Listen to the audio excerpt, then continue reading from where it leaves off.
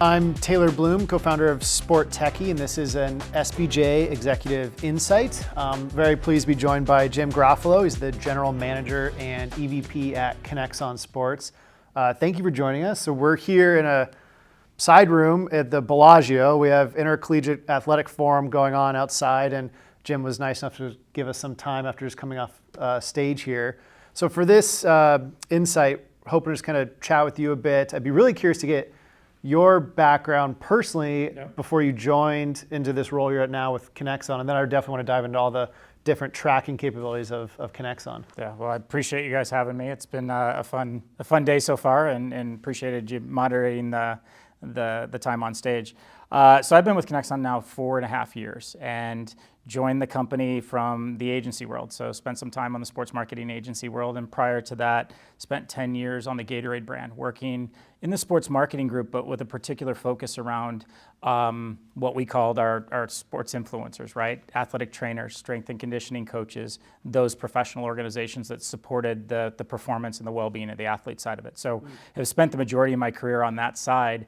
And when the opportunity came around to talk with Kinexon and join Kinexon, it just was a natural fit for me. You know, those individuals that I knew and I worked with so closely from other roles, and be able to take a role from another side of it, working with them was a great challenge and a great opportunity in my mind. Take us through kind of the product suite, if you will, of Kinexon's tracking capabilities, from ball to player and everything in between. Yeah, so it's great to be back to kind of normalcy, I will say, from our side of it. I think a lot of people probably heard of us over the last couple of years as being the company that was helping keep sports going during the pandemic with our Safe Zone product, right? So, you know, before pandemic, we had a focus on wearables for players and performance tracking, right? And then we had to pivot a little bit there to really adapt our technology to be able to be used in the COVID and contact tracing environment, right? So we were able to do that really well. Now we've shifted back to that performance side of it. And really the area of focus for us is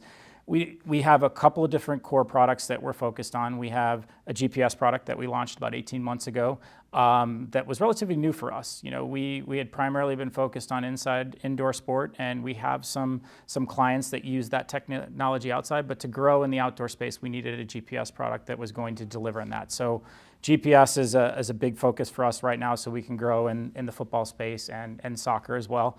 But our core is really our Ultra-Wideband, our LPS solution that we use indoors, and that's what's got us to this point and really been driving the business. So, you know, currently I mentioned the NBA before.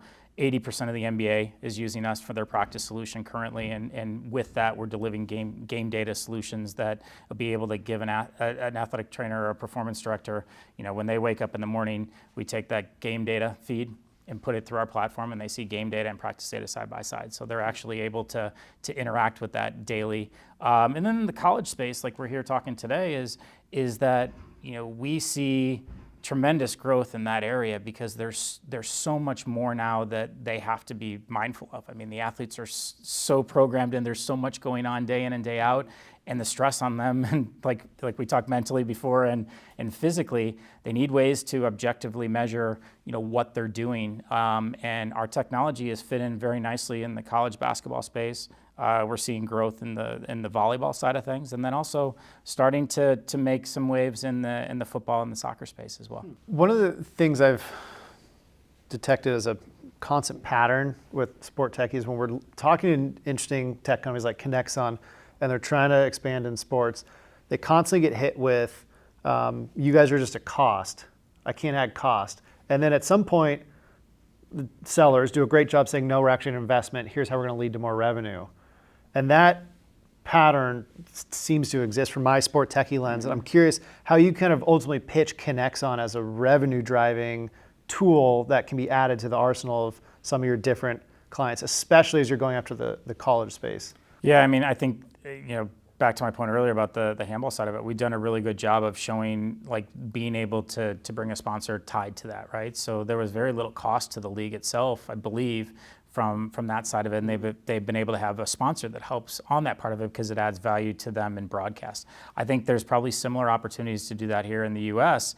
I think it's just finding the right broadcast or the right partner to do it, right? Like you don't want to have one, if you're a technology company and you're bringing in that type of performance data, does it make sense to have a fast food chain tied to it? Right, Probably not, right? Yeah. But maybe there's a couple of examples that could be, but like, I think you just have, if you have the right partner and the right, the right information there, I think you could definitely start to look at that way. And then, then the teams that we're dealing with and the side that we're dealing with on the sports performance side of it, I mean, they're stretched thin as it is, right? Like they don't always have the incremental budget to bring in that data guy that's going to look at that, all the data from every day and inside and out. I think those things can help them underwrite some of those costs. Yeah, well said.